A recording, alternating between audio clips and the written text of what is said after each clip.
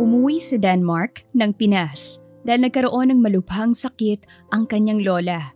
Subalit ang hindi niya inaasahan ay ang hiling nito na pakasalan ang apo ng kanyang kaibigan.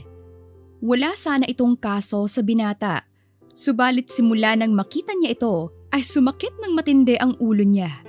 Para kasing bata ang pakakasalan niya, lalo na sa damit nitong may print pa ni Doraemon. Matatagalan kaya ng binata na makasama ang isip batang asawa sa iisang bubong o tuluyan na siyang mababaliw sa problemang dala nito?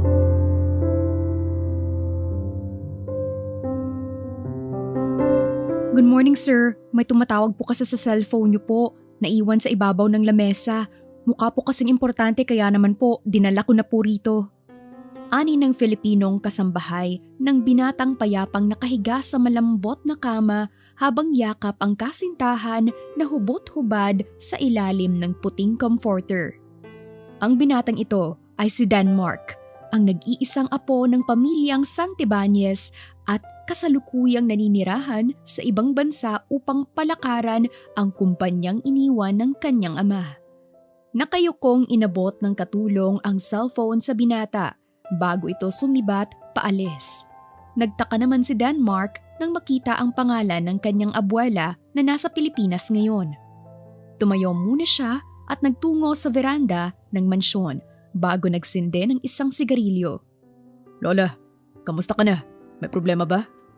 Apo, umuwi ka na ng Pilipinas sa lalong madaling panahon dahil ang lola mo ay hindi maganda ang lagay. Halos mabitawan ni Denmark ang tanga na sigarilyo dahil sa matinding pag-aalala. Hindi na rin siya nagsayang ng oras at nagbihis na rin upang umuwi ng Pilipinas nang may kaba sa dibdib. 1 taon na rin ang nakalipas simula nang umalis siya ng Pilipinas. Gusto niya rito tumira for good, subalit palagi na lamang nagkakaroon ng problema ang kanyang abuela. Mabilis lamang ang naging biyahe niya at nakauwi din ng Pinas si Denmark. Nangingitim pa ang ilalim ng kanyang mata dahil hindi siya nakatulog at pagod. Nakalimutan na rin niyang magpaalam sa kanyang nobya na natutulog ngayon sa kanyang mansyon.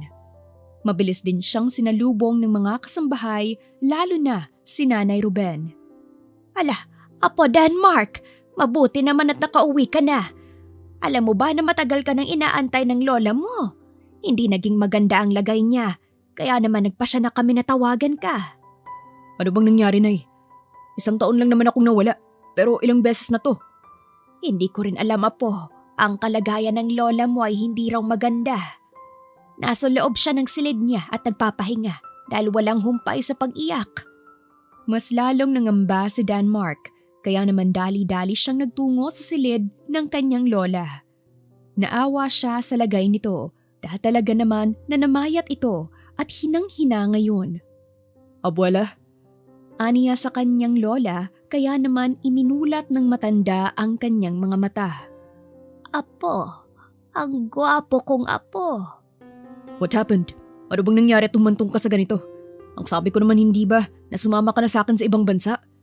No, hindi pa ako pwedeng umalis ng Pinas na hindi nagagawa ang pangako ko sa kaibigan ko Denmark. Tumulo pa ang luha ng matanda na mabilis namang pinunasan ni Denmark. Eto na naman bang pagpapakasal sa apo niya? Abuela, hindi ba napag-usapan na natin to? Di ba alam mo naman na may kasintahan ako? Ayoko sa kasintahan mo, Denmark. Hindi siya mabuting babae at alam mong kailanman ay hindi ako nagkamali. I know, but still, hindi ko kaya. Ahayaan mo na lang ba na mamatay ako nang hindi natutupad ang isa sa pangarap ko? Gustong mapakamot ng sariling ulo si Denmark dahil nauulit na naman ang naging dahilan noon kaya siya umalis. Nais kasi ng kanyang abuela na pakasalan niya ang apo ng kaibigan nito. Ngunit dahil may kasintahan siya ay hindi niya ito magagawa. Abuela, alam mo naman hindi ba? Ang hirap kasi nung gusto mo. Mahal ko si Agatha. Apo, maniwala ka sa akin. Hindi makakabuti ang Agatha na yan sa'yo. Kilala ko ang tabas ng bituka ng babaeng yan. Alam ko rin na ginagamit ka rin sa pera. Kaya naman pakiusap. Gusto kong mapunta ka sa babaeng alam kong mamahalin ka ng lubos. Abuela, Please, alam kong ito ang nababagay sa iyo, Apo. Kapag hindi kayo naging masaya, tatanggapin ko na mali ako. fine. Pagpayag ni Denmark sa kanyang lola. Bigla naman nagkaroon ng buhay ang mukha ng matanda. Sumaya ito at biglang bumangon. Pailing-iling na lamang si Denmark dahil alam niyang maayos ang matanda at sadyang nais lamang nito na sumunod siya sa gusto nito. Pinagbigyan niya ang kanyang abuela at mabilis na sinet up ang kasal nang hindi niya nalalaman. Nagulat na lamang si Denmark na ikakasal na pala siya sa susunod na mga araw. Ngunit maling venue ata ang kanyang napuntahan dahil ang theme ng kasal ay si Snow White. What the actual hell is this place, Morocco? Takang tanong ni Denmark sa mga kaibigan niyang nasa tabi niya. Natatawang tinuro pa ng kaibigan niyang si Israel ang mascot na nasa gilid. Kumuha naman ng marshmallow na may tsokolate ang binatang si Oman at saka ito kinain ng walang pag-aalinlangan. Aba, kasal mo ba ang pinuntahan natin o birthday party ng bata? Tanong naman ni Finland. Excuse me, magsisimula na po ang kasal. Nasaan si Mr. Groom? Please po, pumunta na po kayo sa harapan. Ani ng babae na tila isang coordinator sa birthday party na nagaganap ngayon rito sa isang mamahaling hotel sa Maynila. O ayan na pala at magsisimula na ang pagbublow ng candle. Pumunta ka na doon pare, para noon matapos na at makauwi na tayo. Segunda pa ng kaibigan niyang si Finland sabay tawa ng malakas.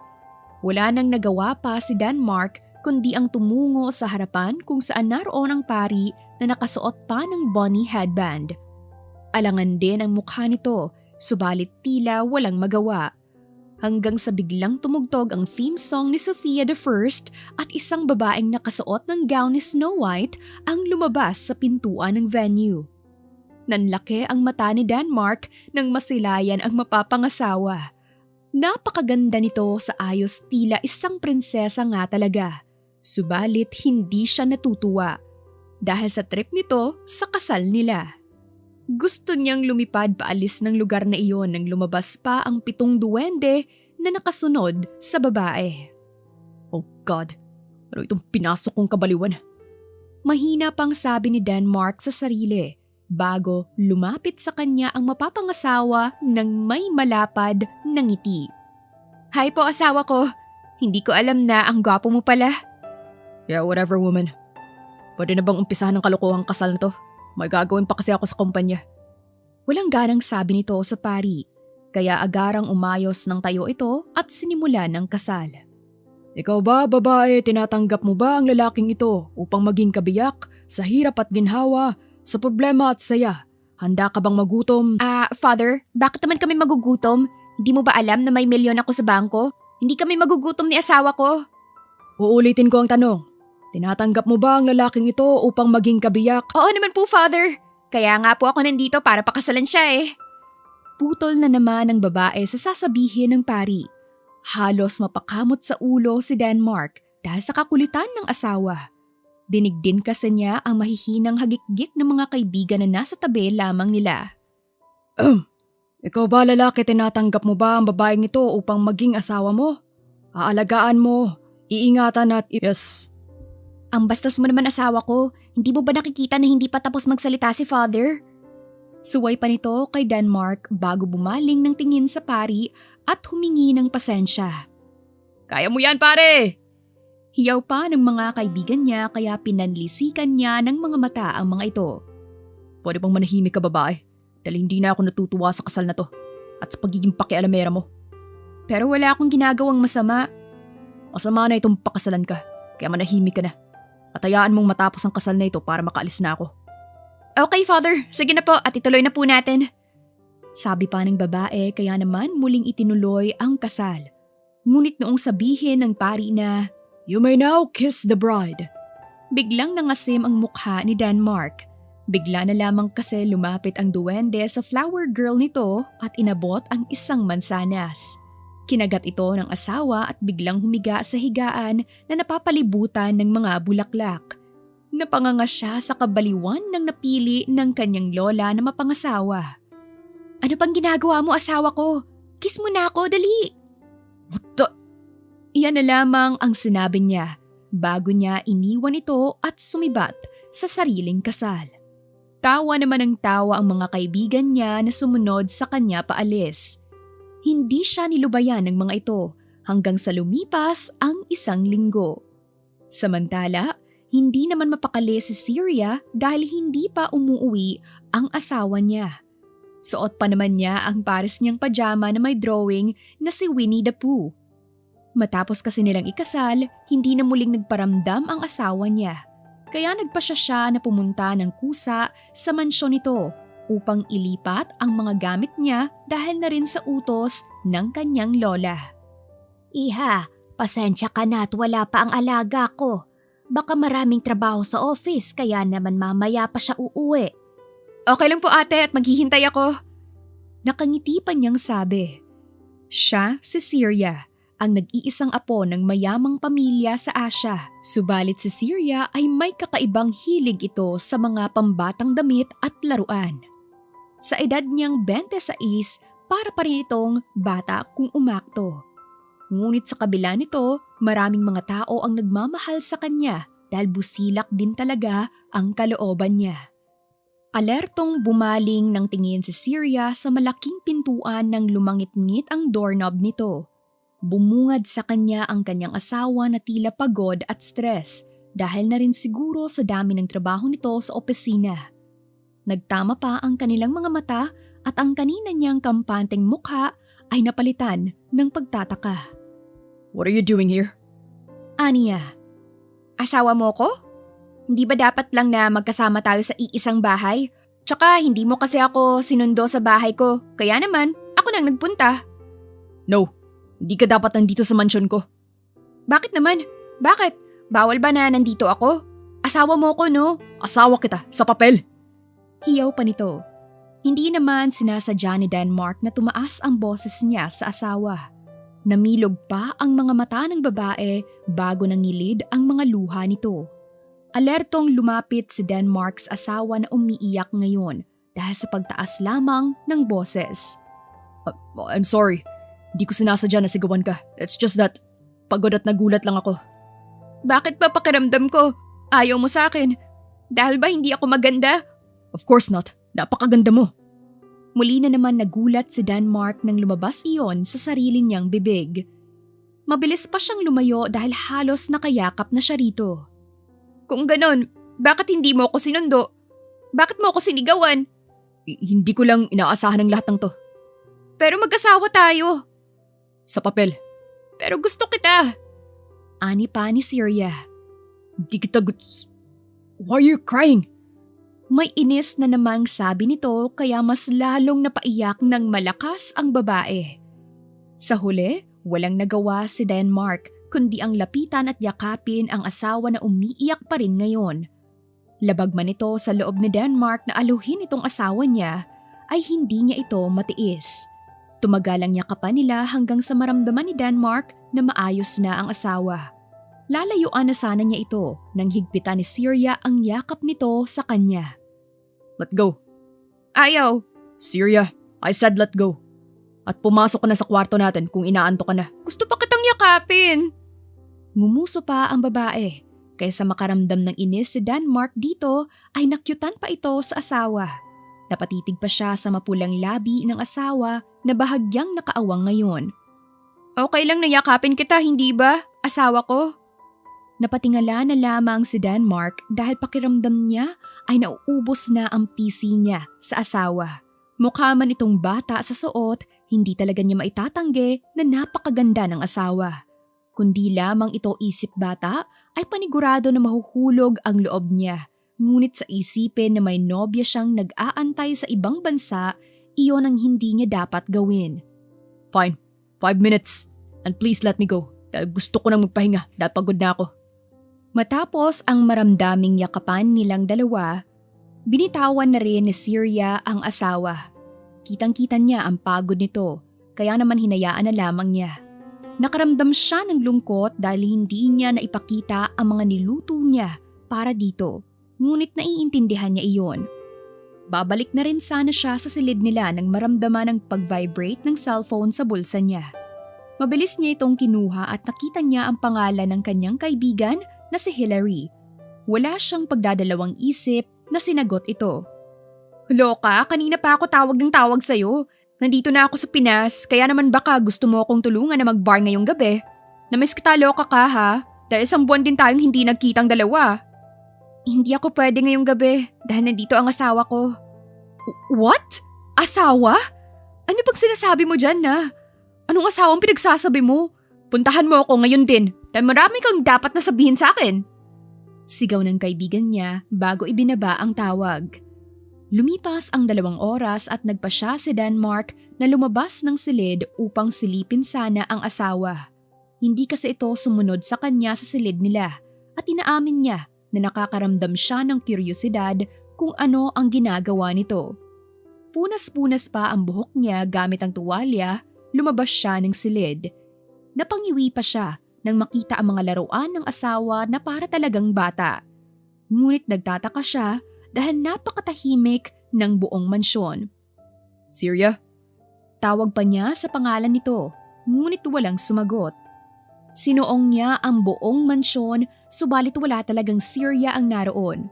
Hanggang sa makita ni Denmark ang kusinera niya sa mansyon na ipinapasok ang mga pagkain sa ref.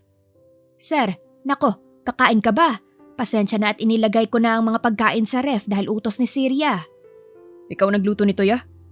Hindi po, ang asawa mo po. May kaunting gulat pa si Denmark. Kakain ka ba, sir? Masarap magluto ang asawa mo at napakabait pa.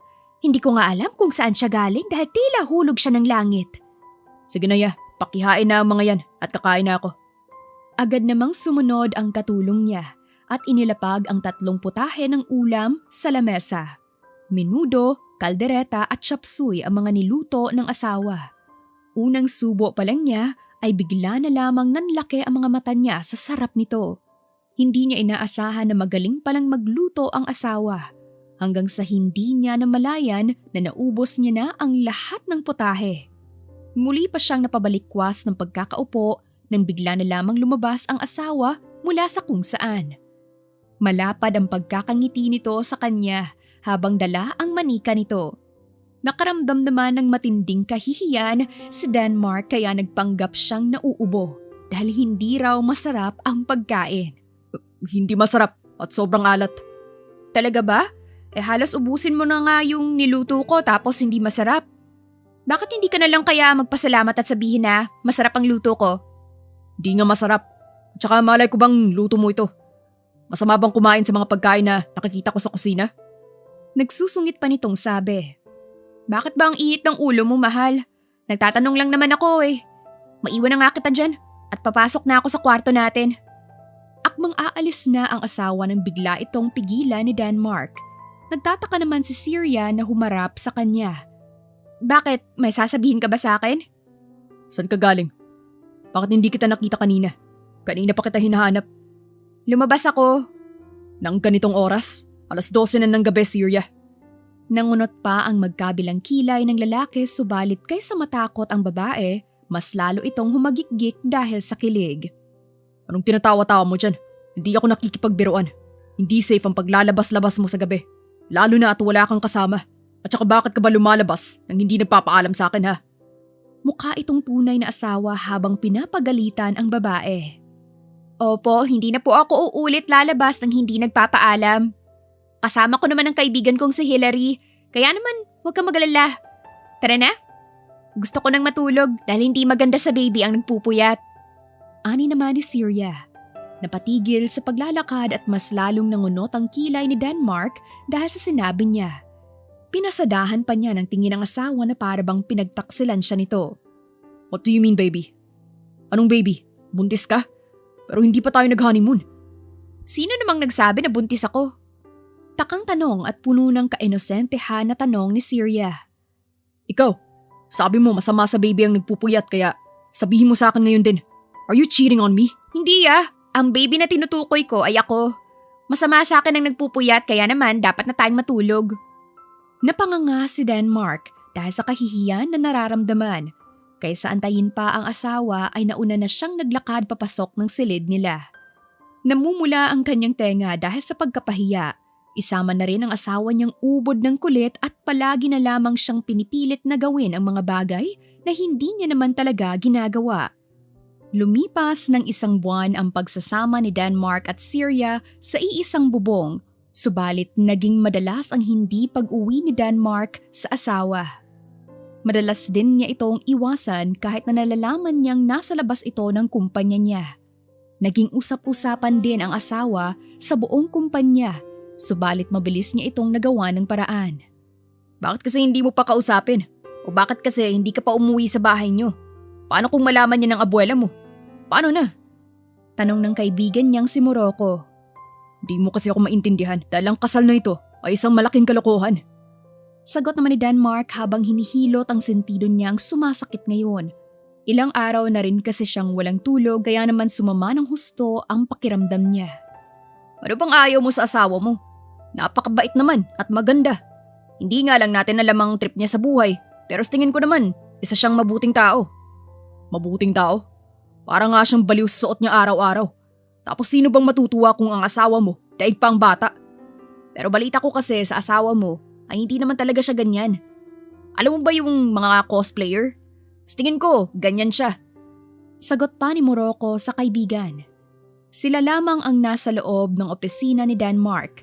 May nais sana itong itanong sa kaibigan, ngunit naging usapan ng asawa ni Denmark dahil nasa labas ito ng kumpanya niya. Wala akong pakialam. Basta ang kailangan namin gawin ay maghiwalay. Dahil baka umuwi ng Pinas ang nobya ko. Hindi pa rin niya alam ang sapilit ang pagpapakasal ko kay Syria.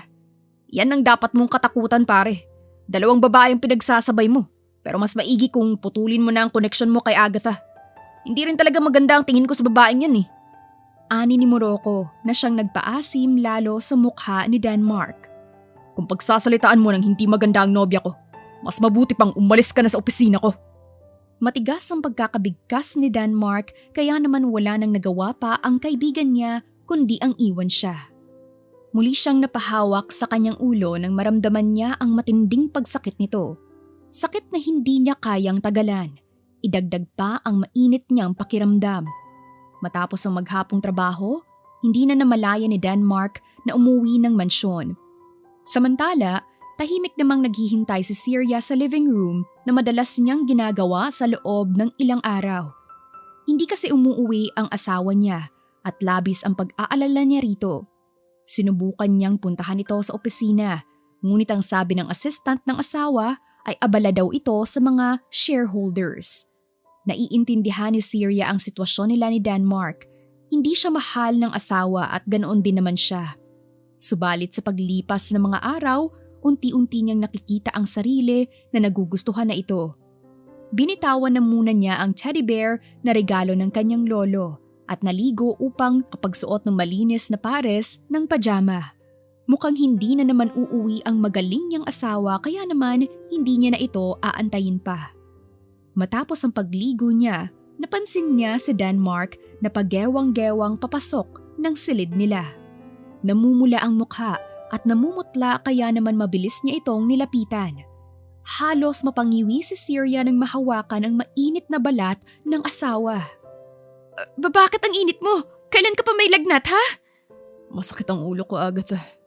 Baby, I miss you. Ani pa nito na siyang nagpagulat naman kay Syria. Napalitan ng sakit ang mga mata niyang puno ng pag-aalala kanina lamang.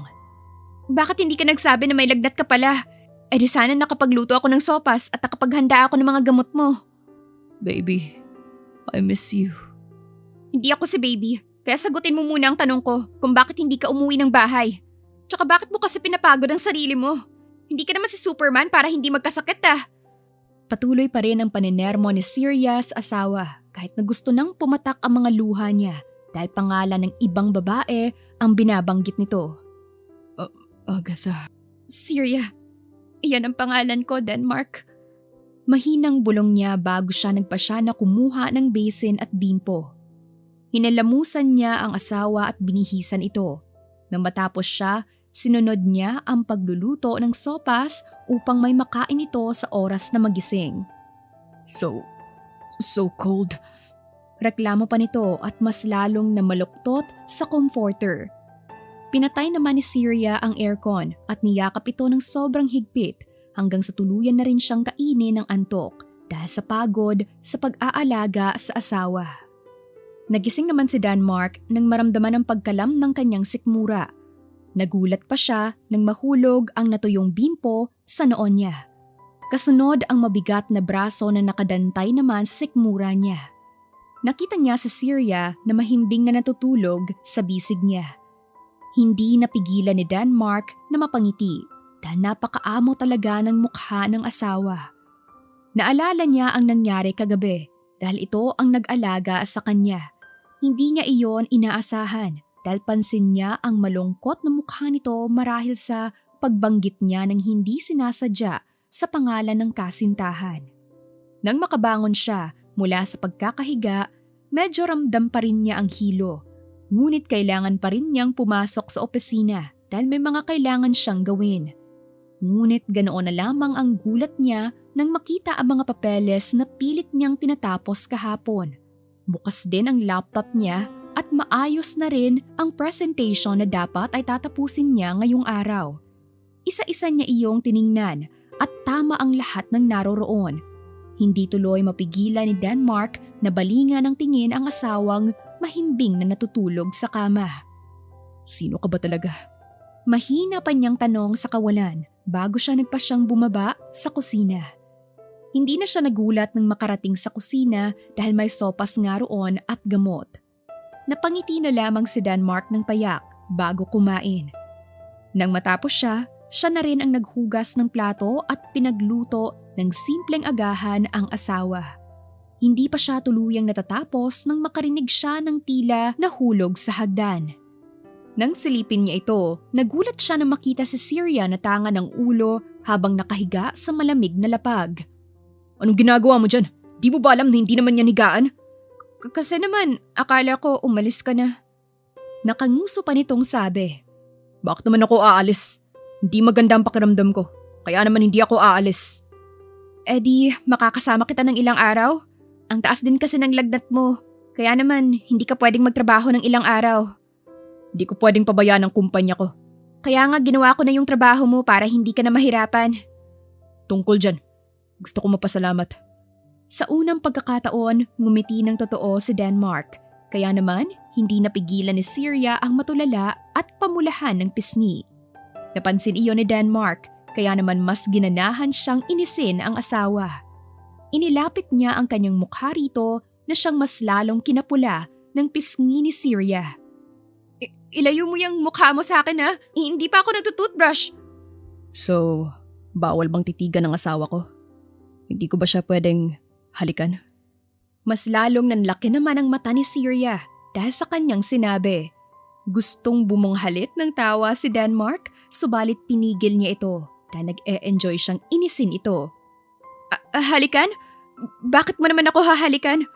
Hindi mo ba alam na hindi mo dapat sinasabi ang ganyang bagay sa akin? Why not? Asawa kita. At hindi pa tayo nakakapag-honeymoon, hindi ba? Hindi naman yun kailangan. Isa pa, ang honeymoon ay para lamang sa mga taong nagmamahalan. Kaya naman, hindi ka dapat nagbibiro dyan. Sumeryong bigla ang aura sa paligid. Ang kaninang pilyong mukha ni Denmark ay nawala at napalitan ito ng inis. Hindi niya maintindihan ang sarili ngunit bigla siyang nainis. Mag-impake ka at pupunta tayo sa Palawan para mag-honeymoon. Ano? Bakit? Denmark naman, hindi magandang biro to. Why? Asawa kita at dapat lamang nabigyan mo ko ng anak. Hindi maintindihan ni Denmark kung saan nanggagaling ang galit niya. Ngunit hindi rin niya mapigilan ang lumalabas sa bibig niya ngayon. Pero hindi mo naman ako mahal. Hindi naman kailangan na mahal kita para bigyan mo ko ng anak. Ito rin ang gusto ni Lola, kaya kailangan kong gawin. Mag-impake ka na at aalis tayo ngayon din. Matigas na sabi ni Denmark bago niya talikuran si Syria at pumasok sa silid nila. 2 oras na ang biyahe nilang dalawa, ngunit hindi pa rin sila nagkikibu ang dalawa.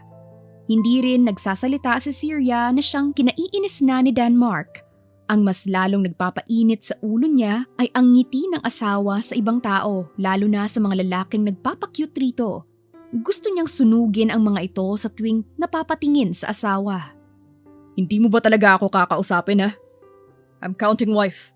At kapag hindi mo pa ako kinausap, kukunin ko talaga yung mga manika mo sa… Ano bang problema mo? Ayaw mo naman sa akin, di ba? Tsaka ano bang kinagagalit mo sa akin kung di kita kausapin? Hindi ba dapat maging masaya ka pa?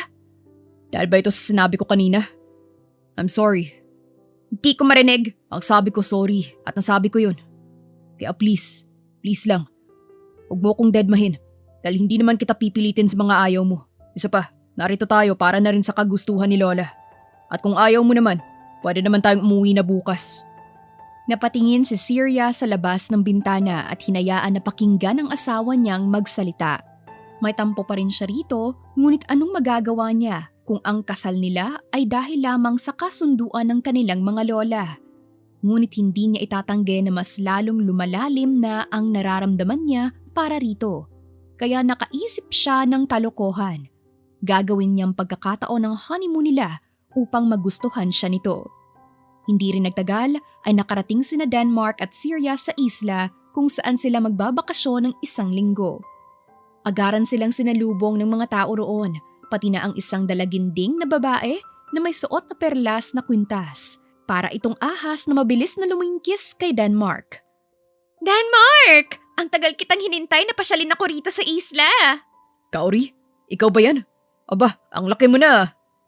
Ani naman ni Denmark nang may malapad na ngiti, sabay gulo sa kulot at mahabang buhok ng babae. Pinapanood lamang sila ni Syria subalit hindi na maganda ang pakiramdam niya rito. Tara, ipapakita ko sa iyo ang bagong koleksyon kong perlas. Hobby? Biglang singit ni Syria, kaya naman napukaw niya ang atensyon ng dalawa. Nagtaka ang babae at tiningnan siya nito simula ulo hanggang paa. Nagtataka, nanghihinala at nagsiselos. Hindi mo ba ako ipapakilala? Yes, sorry. Nakalimutan ko nga palang ipakilala sa'yo. Kaori, ang asawa ko pala, si Syria. Syria, siya ang batang paslit na inalagaan ko noong nandito pa ako sa isla. Ani ni Denmark. Ipinalad ni Syria ang kamay sa dalaga ngunit hindi nito tinanggap. Dumaan ang sakit, takot, selos at pangamba sa mga mata nito. Asawa? Kailan pa? Hindi ba ang akala ko ay… Anong akala mo? Kinagagalak pala kitang makilala, Kaori. Pasensya ka na sa asawa ko kung minsan parang bata yan. Ang sinasabi mo dyan, hindi na… Shhh!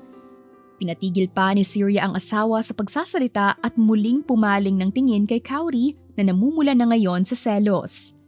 Salamat at may parang kinakapatid pala ang asawa ko rito. Sakto, hindi namin alam ang pagbabago ng isla nyo. Gusto kong malibot ito habang nandito kami para sa honeymoon naming dalawa. Pinagdiinan pa talaga ni Syria ang salitang honeymoon upang ipamukha ito sa babae. Dahil na rin sa ginawa ni Syria, nag-walk out si Kaori na pinagtaka naman ni Denmark. Anong ginawa mo sa kanya? May pagbibintang pang tanong nito. Anong ginawa ko sa kanya? Di mo ba nakikita na gusto kanya? Tanga ka ba o tuod ka lang? Gusto niya ako? Parang kapatid ko na siya, wife. Pero hindi kapatid ang tingin niya sa'yo. Pagkasabi ni Syria noon ay mabilis na rin siyang tumalikod at iniwan si Denmark na nagtataka sa nangyayari. Sinusungitan na naman kasi siya nito sa hindi niya maipaliwanag na dahilan. Lumipas ang 3 araw na pananatili ni Denmark at Syria sa isla at talaga namang masasabi ni Denmark na kakaiba ang asawa. Mas nakilala niya ito at madalas na rin niyang tuksuhin dahil sa pagmamaldita nito sa kanya. Imposible man, ngunit nakita na lamang ni Denmark ang sarili na lunod na sa asawa. Nakatingin lamang siya ngayon sa asawa na masayang tumutulong sa matandang magbalat ng mangga.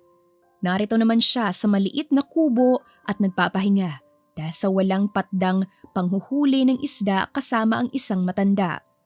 Hindi maramdaman ni Denmark ang paglapit ni Kaori sa kanya, kaya naman nagulat siya nang bigla siya nitong yakapin. Kaori, bakit hindi mo naman sinabi na nandito ka pala sa likuran ko? Nasaktan ba kita? Pasensya ka na, hindi ko nakita. Agaran niyang hinging pasensya dahil naitulak talaga niya ito. Pasensya na kung nagulat ka. Gusto lang kitang yakapin dahil namimiss kita. Madalas ka kasi nakabuntot sa asawa mo kaya naman ngayon lamang ako nakalapit. Anong ibig mong sabihin? May gagawin ka ba mamayang gabi, Denmark? May gusto sana akong sabihin. Doon sa dating tagpuan pa rin natin noon. Okay lang ba? Pwede mo naman sabihin sa akin ngayon. Bakit kailangan pa sa lugar na yan? Ani naman ni Denmark sa malamig na boses. Importante kasi ito at dapat tayo lang ang nakakaalam kaya naman aantayin kita sa dating tagpuan natin, okay? Makakaasa ba ako sa'yo? Huminga ng malalim si Denmark bago sinipat ang asawa na nakatingin na ngayon sa kanila ni Kauri. Inirapan pa siya nito bago sinimulan ang ginagawa. Nagtaka naman siya, ngunit bumalik din sa kausap na si Kauri. Sige, pero kailangan kong bumalik agad dahil walang kasama ang asawa ko. Salamat. Tura ni Kauri bago ito umalis. Lumipas ang maghapon at dumating na nga ang hating gabi. Muntik nang mawala sa isip ni Denmark ang naging usapan nila ni Kauri. Sinipat pa niya ang asawa na mahimbing na natutulog ngayon kaya dahan-dahan siyang bumaba ng kama. Tumungo siya sa dating tagpuan nila ni Kauri. Noong mga bata pa sila at doon nagpapalipas ng problema. Hindi naman lingid kay Denmark nagising si Syria sa mga oras na iyon. Kaya nang maramdaman ni Syria na lumabas ng kubo ang asawa, sinamantala niya rin ito upang kunin ang cardigan niya at sundan ito. Sinundan niya si Denmark hanggang makarating sa pusod ng maliit na kagubatan sa isla. Ang nagbibigay ilaw sa kanya ay ang maliwanag na buwan. Dinig din ang mga tunog ng insekto hanggang sa makarating siya kung saan si Denmark at Kauri. Nasa gilid sila ng talon habang magkayakap. Pumatak na lamang ng basta-basta ang mga luha niya habang pinagmamasdan ang mga ito. Hindi na kinaya ni Syria at tumakbo siya pabalik sa kubo nila ni Denmark. Hindi dapat siya masasaktan sa ganoong bagay dahil unang-una, pinakasalan lamang siya ni Denmark dahil sa utos ng lola nito. Hindi siya mahal ni Denmark. Hindi siya ni minsan nakita nito bilang asawa. Sa kabilang banda naman, naitulak ni Denmark ang dalagang si Kauri dahil sa ilang na nararamdaman niya sa babae. Hindi rin niya gusto ang pinagtapat nito sa kanya. Hindi niya iyon matatanggap. Pag-isipan mo naman, Denmark. Matagal na kitang mahal. Kung alam mo lang kung gaano kita kamahal. Ang problema lang, mas pinili mong pumunta sa Maynila. Naiwan ako rito dahil wala akong kakayahan na puntahan ka pa roon. Di ko maintindihan ang mga sinasabi mo, Kauri. Di ako nagpunta dito para pakinggan ang mga ganitong dahilan mo. Ani naman ni Denmark at inilayo ang sarili sa babae. Napansin niyo ni Kauri, kaya naman dumaan ang matinding sakit sa mga mata niya. Mahal kita. Pag-amin niyang muli, ngunit ganoon pa rin ang mukha ni Denmark, walang buhay. Ito lamang ang sasabihin mo sa akin, kaya mo ako pinapunta rito. Hindi ko gusto ang ganitong kalokohan. Iniwan ko pa ang asawa ko na nag-iisa doon. Mahal mo ba siya? Sa tingin mo ba, maniniwala ako na mahal mo siya? Hindi mo siya mahal. Sabi ni Tia, kaya mo lang naman siya pinakasalan dahil iyon ang sabi ni Lola. Kung ano man ang narinig mo sa iba, ay hindi mo na dapat pinaniniwalaan. Wala ka rin pakialam kung ano nga ba ang nararamdaman ko sa asawa ko. Kaya naman, uuwi na ako. Sinubukang talikuran ni Denmark ang dalaga ng pigilan siya nito. Ramdam na rin niya ang inis kaya nang akmang sisitahin niya ito, bigla na lamang siyang hinalikan ni Kauri. Sa gulat ni Denmark sa bilis ng pangyayari, ang mahihinang hikbi sa likuran nila ang nanaig sa tahimik na paligid. Namutla siya nang makita si Syria na luhaan habang nakatingin sa kanila ni Kauri. Wife, garalgal niyang sabi. Sa labas ka matutulog, Denmark. Huwag na huwag ka magpapakita sa akin. magpapaliwanag ako. Syria! Wala ka nang dapat ipaliwanag pa. Dahil malinaw pa sa malaki mong noo ang nakita ko. Kung siya palang mahal mo, edi magsama kayong dalawa. Anong pakialam ko, ha? Di ba? Pinakasalan mo lang naman ako dahil sa kagustuhan ng lola mo? Hindi. Magpapaliwanag nga ako. Hindi ganun. Hindi ganun ang iniisip ko. Hindi ko alam. Basta magpapaliwanag ako. No. Kasi alam ko na ang totoo. Anong magagawa ko? Kasalan tayo sa papel. Yun lang. Pagkasabi ni Syria sa katagang iyon ay mabilis siyang tumalikod. Pinunasan pa niya ang mga luha bago siya umalis at iniwan ang dalawa. Mabilis ang bawat hakbang ni Denmark pauwi ng kubo upang kausapin ang asawa. Subalit pagdating niya roon, nakalak ang mga pintuan at nasa loob ng kubo ang mga gamit niya. Syria, buksan mo ang pinto at mag-uusap tayo! Malakas niyang sigaw kaya naman nabulabog ang katabing kubo. Kung di mo bubuksan ang pintuan, mapipilitan akong wasakin to!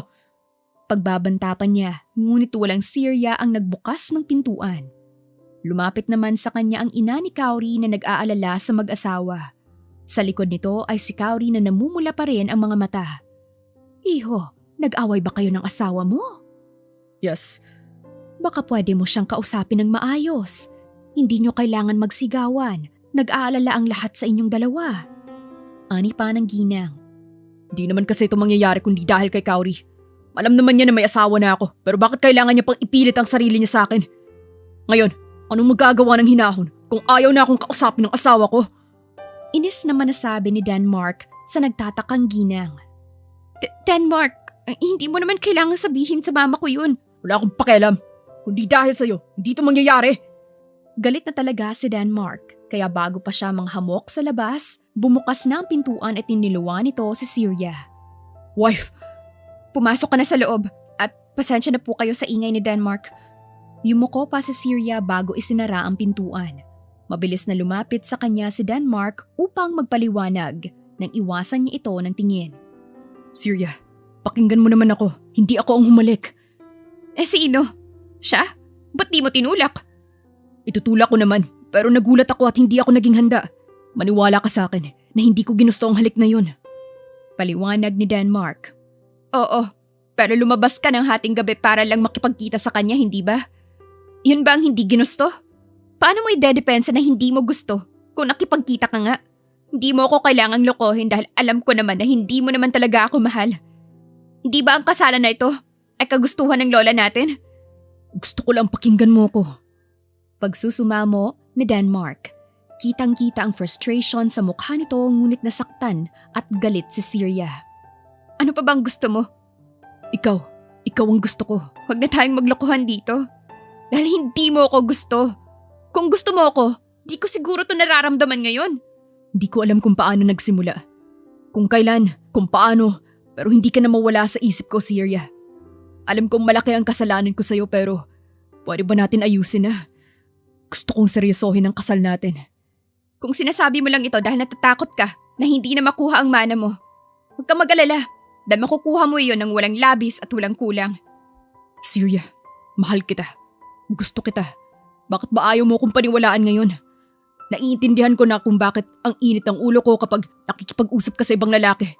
Kasi nagsiselos ako. Denmark, pakiusap lang. Huwag mo na akong saktan dahil hindi ko na kinakaya ang lahat ng to.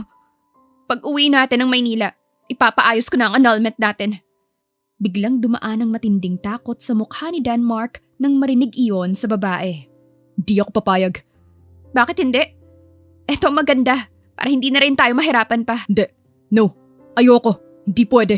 Kung kailan naiintindihan ko ng nararamdaman ko, aayusin natin to at walang maghihiwalay. Hindi na nakakibo pa si Syria sa sinabi ng asawa. Hinayaan niya ito at nagpunta na sa higaan at nahiga. Pagod siya sa kakaiyak at gusto niya na muna itong hayaan at saka na lamang pag-usapan. Hindi na lamang pinansin ni Syria ang asawa nang yumakap ito sa likuran niya. Pumikit siya at hinayaan na makatulog na siya ng tuluyan. Hindi rin nagtagal ang pagbabakasyon nila at ang panunuyo ni Denmark sa asawa. Kaya naging maayos sila kahit papano. Hindi nga lang nakukuha pa ni Denmark ng tuluyan ang tiwala nito. Naging masaya sila sa huling mga araw hanggang sa kailangan na nilang bumalik sa Maynila. Mas lalong naintindihan ni Denmark ang sarili, kaya naman mas lalo siyang dumikit sa asawa. Mas lalo niya itong kinulit upang makuha muli ang puso nito. Hindi naman nabigo si Denmark dahil sa tiyaga niya nakuha niya ang puso nito. Naging masaya ang pagsasama nila sa mga buwan na lumipas. Walang kasing saya na ngayon lamang niya naranasan. Subalit ang sayang ito ay may kapalit dahil nagkaroon ng malaking problema sa relasyon nila. Ang saya natin ngayon na, Denmark. Parang madalas ka na rin umuwi ngayon sa mansyon nyo ah. Huwag mong sabihin na umiibig ka na talaga sa asawa mo. Tanong pa ng kaibigan niyang si Israel, ang kaibigan niya. Kasalukuyang nagbabasa ng kontrata para sa susunod nilang project. Sinabi mo pa. Hindi ko akalain na ganito pala ang pakiramdam kapag na-inlove ka ng totoo. Pare, tama ka. Ibang-iba si Syria sa mga babaeng nakilala ko. Pare, ipapaalala ko lang sa'yo na may nobya ka pang nag-aantay sa ibang bansa. Baka kailangan mong ayusin pa yon. Doon nawala ang malapad ng ngiti ni Denmark nang maalala si Agatha na madalas siyang tawagan ngunit pinalitan niya ang cellphone number sa takot na malaman ito ni Syria. Naisip na rin ni Denmark na hindi magtatagal ay malalaman ito ng asawa kaya naman kailangan niya na itong aminin sa lalong madaling panahon. Alam ko, kaya naman ginagawan ko na ng paraan upang hindi na maging dahilan pa si Agatha sa amin ni Syria. Yan ang inaalala ko pare, dahil kilala natin si Agatha at alam mong hindi siya papayag ng basta-basta lamang. Dagdag pa ni Israel. Pero wala akong alam na dapat gawin dahil kasal na ako at mahal ko ang asawa ko. Kailangan nang matigil kung ano man ang meron sa amin. Good luck pare. Dahil hindi ko rin gusto ang takbo ng utak ng babaeng yun. Dati pa kasi namin sinasabi sa'yo na hindi maganda ang ugali pero hindi ka nakinig. Basta, sabihin mo na lang ng maayos ang pasya mo at putulin ang lahat ng komunikasyon. Ani ng kaibigan niya bago ito naglakad palabas ng opisina. Naiwan si Denmark na may malalim na iniisip dahil nais niyang makipaghiwalay sa nobya. Ngunit naroon ang takot niya sa maaaring gawin nito sa asawa niya.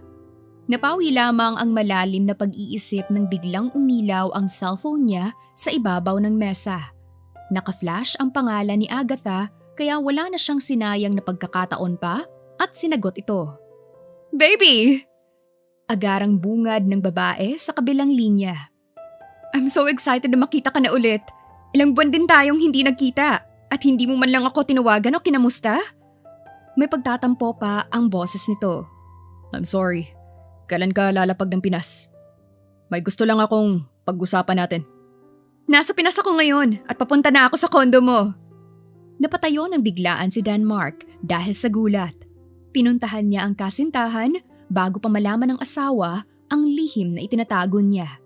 Dahil ngayon pa lang ay kailangan niya nang tapusin kung anuman ang gusot sa buhay niya. Mabilis lamang ang tagpo ng dalawa. Mabilis din yumakap at humalik ang kasintahan na si Agatha kay Denmark. Ngunit nawala ang ngiti sa labi nito nang umiwas ang binata sa kanya. Ang kaninang maamong mukha ay napalitan ng matinding pagtataka. What's wrong, baby? Hindi ka ba masaya na makita ako ngayon? Ang tagal nating hindi nagkita kaya naman anong problema? May kailangan tayong pag-usapan. Tara sa loob ng kondo ko. Baby, hindi mo ba ako hahalikan muna? Miss na kita. Agatha. Bakit ba ako tinatawag na Agatha? Baby naman, may problema ba? May tampo pa rin sa boses ng babae. Subalit hindi na makikitaan ng kahit na anong saya ngayon ang mukha ni Denmark. Let's break up. Diretsahang sabi ni Denmark sa babae. Hindi pa ito agad nakakibo at nagtatanong ang mga mata bago naging mabagsik na tila hindi nagustuhan ang narinig. Seriously? Anong problema mo? Kararating ko lang ng Pinas, tapos ito ang ibubungad mo sa akin? Mahal pa natin ang isa't isa bago ka umuwi ng Pinas dahil sa lintik na lola mo. Huwag mong pagsalitaan ng ganyan ng lola ko, Agatha. Bakit? Totoo naman, hindi ba? Isang pakialamera at buwisit sa buhay natin ang matandang yan. Sabihin mo sa akin kung ano na naman ang ginawa niyan at naging ganito ka na naman sa akin. Hindi pwede na wala dahil maayos tayong dalawa bago ka umuwi dito. Hindi na nga napigilan ni Agatha ang sumabog sa galit. Have some respect sa lola ko, Agatha. Hindi na tayo pwede kasi hindi na kita mahal at mahal ko ang asawa ko. What? Yes, narinig mo naman ang sinabi ko, di ba? Kaya ako umuwi ng Pinas dahil sa kasal. Ikinasal ako sa apo ng kaibigan ni Lola at napamahal na ako sa kanya. Mahal ko na siya ng higit pa sa pagmamahal na meron ako sa iyo noon. Hindi ako naniniwala. I'm sorry, pero kailangan na natin itong itigil. No! Hindi pwede dahil mahal mo ako at ako ang nauna sa kanya. Hindi mo ako pwedeng iwan ng ganon-ganon na lang. Kung ayaw mong guluhin ko kayo ng isip bata mong asawa, ay hindi mo ako pwedeng iwan. Hindi na kontrolado ni Denmark ang nangyayari ngayon sa kanila. Galit habang umiiyak ang babae sa harapan niya. Habang nakatingin sa mukha nito, walang makikita na kahit anong emosyon si Denmark sa babae. Ngayon niya napagtantong masyado nga talaga siyang nabulag sa dalaga kahit na wala namang espesyal rito kundi ang kagandahang taglay. Kakaiba ang nararamdaman niya sa tuwing kaharap ang asawa.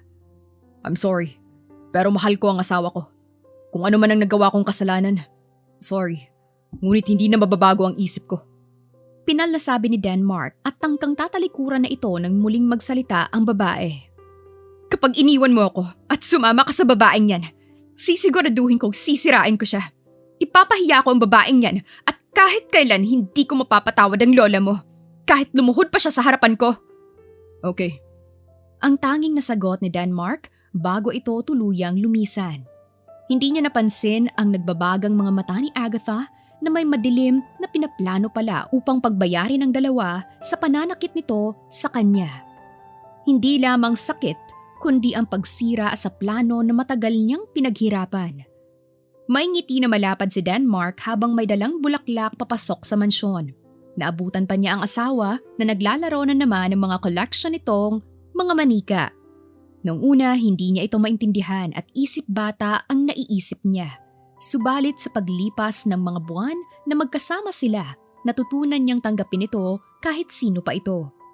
Dahan-dahan siyang lumapit sa asawa at ginulat ito kaya naman nahampas nito sa kanya ang tanga na manika. Ano ba? Hindi ka ba magsasalita bago ka lumapit sa akin? Paano kung hindi ko nakontrol ang lakas ng hampas ko sa'yo? Sorry love, hindi ko naman sinasadya na gulatin ka. Pero bakit ba naglalaro ka pa ng mga manika gabi na? Dapat nagpapahinga ka na, hindi ba? Humalik pa si Denmark sa asawa ng mabilis lang. Gusto man niyang halikan ito, ang kinin at panggigilan ay hindi niya magawa dahil alam niyang matatakot ito sa kanya. Aantayin na lamang niya ang pagkakataon na ito na mismo ang sumuko dahil sa kagwapuhan niya. Kasi naman, inaantay kitang umuwi. Really? Bakit?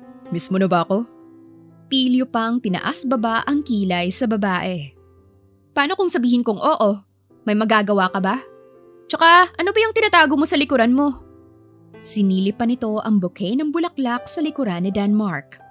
Flower, para sa pinakamagandang asawa sa buong mundo. Loko, bakit naging sweet ka na ata ngayon? Anong nakain mo ha? May maganda bang nangyari ngayon? Inosente pang tanong nito na siyang lalong pumuputol sa pisi ng pagtitimpi ni Denmark. I love you. Bigla na lamang lumabas sa bibig ni Denmark na kailanman ay hindi niya inaakalang mabibigkas. Nagulat at namula ang magkabilang pisngi naman ni Syria.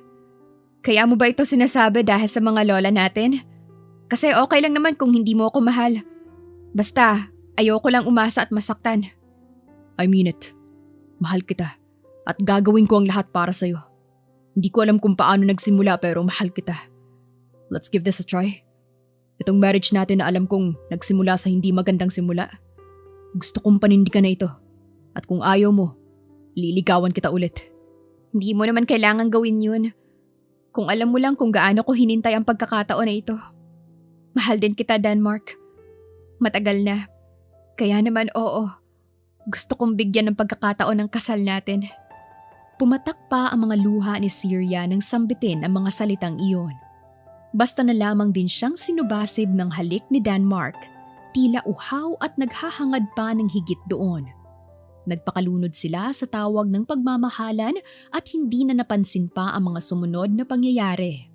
Oo, naging isa ang mga katawan nila ng gabing din iyon. Ibinigay ni Syria sa asawa ang kanyang puso at katawan. Malugod naman itong sinamba ni Denmark na kahit anong sulok ng katawan ng asawa ay hindi niya hinayaan na malagpasan ng halik.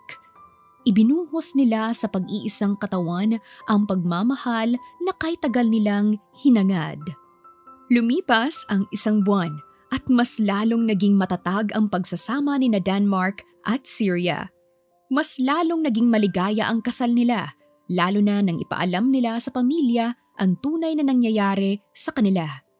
Iba ang ngiti ng mag-asawa sa tuwing kaharap ang ibang tao, pamilya at mga kaibigan. Subalit sabi nga nila, ang sobrang kasiyahan ay may kaakibat na problema. Dahil ng araw din na iyon, bumagsak pabulusok ang kumpanya ni Denmark. Malaking halaga ng pera ang nawala sa kanya kaya napilitan ang mga shareholders niya na mag-pull out ng shares.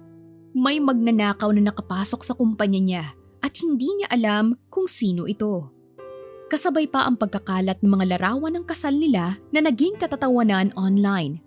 Labis na pamamahiya sa asawa kaya sinubukan niyang gumawa ng aksyon upang matigil ang problemang ito. Pare, hindi talaga mahanap ng mga tauhan ko kung sino ang may gawa nito. Ani ng kaibigan na si Israel. Kahit ako, inalam ko na rin ang sistema ng kumpanya mo at malinis ang gumawa ng pagnanakaw.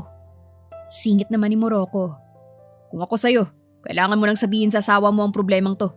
Hindi mo mapipigilan na hindi makarating sa kanya to. Ani naman ni Finland. Sila ang mga kaibigan na nakasama niya sa problemang kinahaharap. Hindi na kasi alam ni Denmark kung paano pa ililigtas ang kumpanya at itago sa asawa ang matinding pamamahiya rito online. Di ko na alam ang gagawin ko sa totoo lang.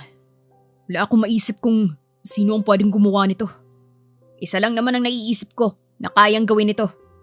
Ani naman ni Oman na seryosong sumimsim ng wine. Hindi na nagtanong ang mga ito dahil iisang tao lamang ang naiisip din nila na kaya itong gawin. Subalit ang tanong kung kaya ba nitong nakawan ng kumpanya ni Denmark kung wala nga itong alam sa pagpapatakbo ng kumpanya. Kaya hindi maisip ni Denmark na magagawa ito ng babae. Alam nyo, mabuti pa mag-setup na tayo ng meeting para hindi tuluyang bumagsak ang kumpanya ni Denmark. Hindi madali, pero kailangan nating ibangon ito. Kailangan din natin malinis ang pangalan ng asawa niya.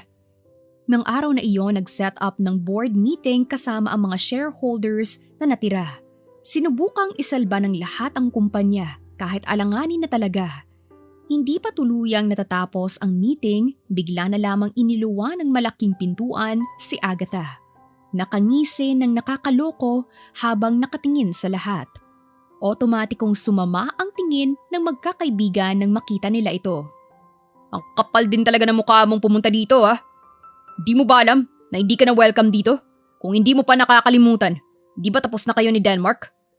Pwede bang wag kang makialam dito, Israel? Bakit hindi na lang ang problemahin mo ang paghahanap sa asawa at anak mo? Hindi ba isa kang malaking hambog dahil manluloko ka? O baka naman pati kayong apat, makialam pa ha? Ikaw Morocco, umuwi ka na sa asawa mo. Ikaw naman Finland, kumusta ang pagmamahal sa babaeng hindi ka mahal? Oh man, balita ko, sinaktan mo ang babaeng minahal ka ng sobra. Ngumisi pa ng nakakaloko si Agatha dahil sa pananahimik ng 5 magkakaibigan. Ang akala nyo, ang lilinis nyo? Pero napakadumi din ng mga kamay nyo. Hindi ako nagpunta dito para lang makipag-away sa inyo. Nandito ako para makipag-deal na bumalik sa akin si Denmark. Baliw! Hiyaw ni Finland. Sisiraan ka na ba ng tuktok ha? Ani naman ni Morocco. Hindi ka lang babae, baka hindi na kita natansya Ani naman ni Israel. Inirapan sila ni Agatha at dumiretso kay Denmark na madilim ang tingin ngayon sa babae. Huwag mo akong tingnan ng ganyan. Mahal kita, kaya ako nandito. Ikaw ba? Simpleng tanong subalit mapanganib. Anong ako? Ikaw ang may pakana ng anomalya ng kumpanya ko, hindi ba? Sa'yo ko lang din ipinagkatiwala ang lahat. Wala akong kinalaman dyan. Magsisinungaling ka pa ba? Kilala kita Agatha, masama ang budhi mo. Wala akong kinalaman dyan at nandito ako para bigyan ka ng isang pagkakataon. Hindi na natuloy ni Agatha ang sasabihin nang bigla din pumasok ang babaeng hindi mo aakalain na isang diyosa. Ang pambatang outfit nito palagi ay napalitan ng napakaganda at formal na damit. Napakaganda na kahit ang mga kaibigan ni Denmark ay natulala. Sino namang nagsabi sa'yo na ibibigay ko sa'yo ang asawa ko? Ang kapal naman ng mukha mo para angkinin ng hindi sa'yo. Sino ka naman? Hiyaw ni Agatha. Bingi ka ba o tanga ka lang? Malamang ako ang asawa ni Denmark. Sa tingin mo ba, mapapabagsak mo kami ng simpleng prank mo? Hillary, ilapag mo ang mga ebidensya.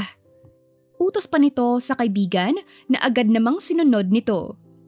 Inilapag nito ang lahat ng ebidensya ng pagnanakaw ni Agatha sa kumpanya, pati na rin ang mga litrato kasama ang iba't ibang mayayamang matanda na ginastahan nito. Hindi ito totoo! Peke ang mga larawan na ito! Aniya sabay hila sa mga ebidensya na nagkalat na ngayon. Hindi lamang iyon dahil kuhang-kuha ng mga reporter ang nangyayari sa loob ng conference room. Mali ka ng babaeng kinalaban. Hindi mo dapat binangga ang asawa ko. Hindi mo dapat siya niloko at ginamit dahil lamang sa wala ka ng mga bagay na pangarap mo. Huwag mo nga akong pangaralan. Pwisit ka sa buhay ko! Sinubukang sabunutan ni Agatha ang babae nang hilahin ni Denmark ang babae at alisin ito sa harapan ng asawa. Paano? Tanong pa nito kay Syria. Anong paano? Ayaw mo ba na nandito ako? Paano mo naaatim na lumabas ng ganito kaganda at kasexy? Hindi mo sinabi sa akin. Eh di sana, hindi na kita pinayagan. Hindi ba formal naman ang sinusuot sa mga meeting? Inosente pa nitong tiningnan ang suot. Gigil na gigil si Denmark na sundutin ang mata ng lahat dahil siya lamang ang dapat na makakita sa ganitong side ng asawa. Nagulat din siya sa nakita, ngunit ngayon ay naiinis na siya. Nagseselos siya at gusto niyang itago ang asawa. Bakit parang galit ka? Because you're mine. Malamang. Sa'yo lang naman ako. Good. Ngayon, uuwi na tayo. Teka, hindi pa pwede. Binalingan pa ni Denmark ang asawa nang tumingin siya sa luhaang si Agatha. Pinosasan na rin kasi ng mga pulis ito na kagagawan din ang asawa niya.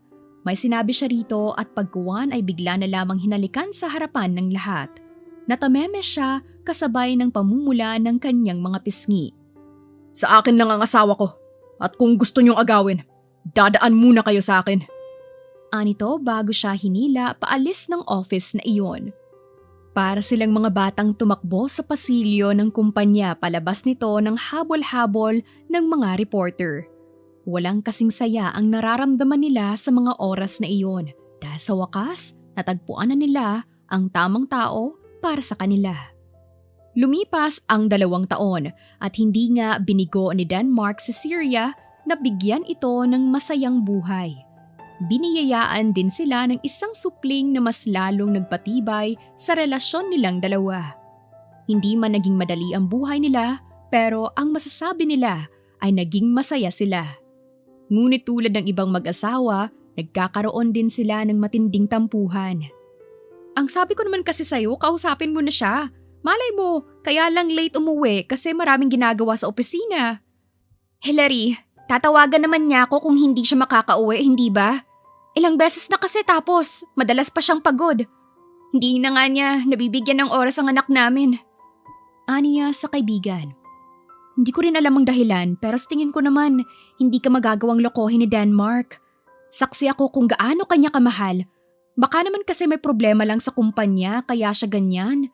Magtanong ka at huwag kang mag-isip ng kung ano-ano.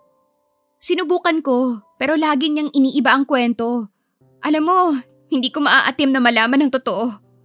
Pumatak na rin ang mga luha niya sa naiisip na dahilan kung bakit biglang nanlalamig sa kanya ang asawa. Hindi ko na alam ang iisipin ko. Sinipat pa niya ang anak na natutulog sa kama. Dito kasi siya nagtungo sa bahay ng kaibigan dahil nilayasan niya ang asawa. Syria, ngayon ka pa ba magiging ganito? Alam mo naman na ang dami niyong pinagdaanan, hindi ba? Bakit sa ganito pa? Umuwi ka at kausapin mo siya. Ako nang bahala sa inaanak ko. Hindi ko kaya. Hahayaan mo bang ilihim ang tungkol dyan sa dinadala mo? Syria, hindi naman sa kinakampihan ko si Denmark. Pero mabuting tao talaga siya. Buntis ka at kailangan din niyang malaman yan. Kung di mo sasabihin sa kanya, kailan pa niya malalaman? Oo, buntis siya sa pangalawang anak nila. 2 buwan na ito kaya naman hindi rin maganda ang emosyon niya. Hindi niya mapigilan na maging emosyonal, dala na rin ito. Kaya naman, basta-basta na lamang siyang umalis at hindi hinayaan na magpaliwanag ang asawa. Paano kung galit siya? Paano kung awayin niya na ako? Malabong mangyari yun dahil patay na patay sa'yo ang asawa mo. Kaya naman, napaka-imposible. Pero hindi ko kaya. Kaya mo, kayanin mo. May inis na sa boses ng kaibigan, kaya naman nagtungo si Syria sa mansyon nila ni Denmark. Bukas pa ang ilaw ng mansyon na pinagtatakan niya. Madaling araw na rin kaya naman ang inaasahan niya ay baka tulog na ito. Dahan-dahan pa siyang naglakad patungo sa front door. Puno ng pag-iingat na binuksan ang pintuan nang biglang bumulaga sa kanya ang mga kandila na nagkalat sa lapag. Mga petals ng bulaklak na nakasaboy sa lapag pati na rin ang mga rosas na pinuno ang buong living room. Natutop niya ang sariling bibig nang sundan niya ang mga kandila patungo sa hardin nila. Kusang pumatak ang mga luha niya nang makita ang malaparaisong hardin nila na punong-puno ng mga puti at pulang rosas. Sa gitna ng nagkukumpulang bulaklak ay si Denmark na may malaking ngiti sa labi. Suot ang ternong pantulog na may drawing na si Doraemon. Natawa na lamang si Syria nang makita ang mga kaibigan ng asawa na nakasuot ng Tinkerbell outfit. Namumutok pa ang mga muscles ng mga ito ngunit tila walang pakialam basta lamang na mapasaya siya. Bakit ganito ang suot niyo? Huwag ka na magtanong, dahil kagagawan mo to. Hiyaw na sabi ni Israel at dinuro pa siya gamit ang magic wand nito na umiilaw pa ang tuktok. Muling pumaling ang tingin ni Syria sa asawa na ngayon nasa harapan niya. Gwapo na ito subalit mas lalong naging gwapo sa suot nito ngayon. Oo, hindi pa rin nawala ang hilig niya sa mga pambatang laruan at damit. Tinanggap siya ng asawa ng buong buo na labis niyang pinagpapasalamat. Ano ito? Anong ibig sabihin ito? Bakit may ganito? Surprise? Hindi ako natutuwa, Denmark. Anong ibig sabihin ito? Lumuluhan niyang tanong. Hindi mo ba nagustuhan? Ang tagal kong inayos ang buong paligid para lamang mapaganda ng ganito. Hindi mo ba nagustuhan? Gustong gusto. I'm really sorry, love. Hindi ko gustong deadmahin ka. Umuwi ng late, saktan, at pasamain ang loob mo. Pero kailangan kong gawin dahil gusto kong magawa ng maayos ang gabing to. Love naman. Aniya pa na patuloy sa pagpatak ang mga luha. Hindi rin nagtagal bigla na lamang lumuhod sa harapan niya si Denmark. Inilabas ang puting maliit na box na naglalaman ng napakagandang singsing. May pulang diamante sa gitna na talaga namang pangangarapin ni Numan. Love, tumagal ako ng 2 taon upang gawin ito. Pero ngayon, gusto kong kunin muli ang matamis mong oo upang pakasalan ako sa pangalawang pagkakataon. Love, pakakasalan mo ba akong muli? Maski si Denmark ay pumatak na ang kanyang mga luha. Tinatanong pa ba yan? Siyempre, pakakasalan kita. Ikaw at ikaw lang ang mamahalin ko, Denmark. Kahit anong sabihin mo, kahit tumakas ka pa ngayon, ay hindi kita pakakawalan. Wika niya kaya naman naghiyawan ang lahat. Will you marry me? Will you marry me again? Yes! Yes! Sigaw pabalik ni Syria. Isinuot na Denmark sa kanya ang singsing, kasabay ng hiyawan ng lahat ay ang pagdadampi ng mga labi nila. Dahil sa pangalawang pagkakataon, hindi talaga siya binigo ni Denmark. Pinatunayan nito ng makailang ulit kung gaano siya nito kamahal. Kaya naman, dapat lamang nabigyan niya ito ng isang magandang balita. Ngumiti siya ng malawak sa asawa na labis namang pinagtaka nito. Unti-unti niyang inilabas ang maliit na pregnancy test mula sa bulsa. Ang kaninang mukha ng asawa na luhaan ay napalitan ng matinding hagulgol. Buntis ka? Totoo ba to? Oo. Oh God, thank you. Thank you so much. I love you so much. I really love you. Paulit-ulit na sambit nito. Halik lamang sa labi ang nagawa ni Syria sa luhaang asawa. Nang gabing iyon, maligaya ang lahat dahil sa magandang balita ng dalawa. Isinelebrate nila ang nalalapit na muling pagpapakasal ng dalawa, pati na rin ang pagbubuntis ni Syria. Tawanan, sigawan at halakhakan ang maririnig ng gabing iyon sa mga taong nakilala na ang mga taong para sa kanila. Dahil ang tunay na pagmamahal ay may tamang panahon na kailangang antayin upang ibigay ito ng may kapal. Wakas.